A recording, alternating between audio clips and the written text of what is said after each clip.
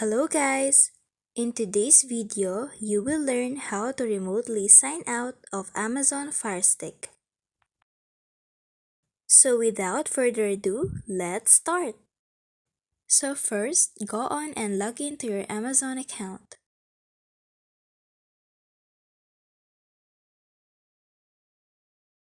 Now tap on Account and List.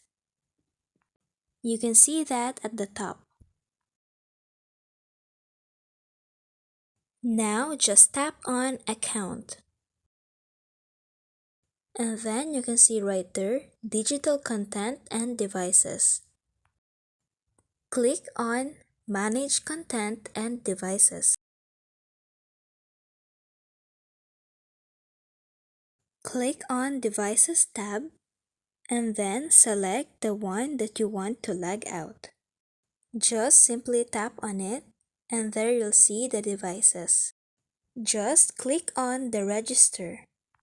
It means log out. You can log in again whenever you want. That's it. Thank you for watching.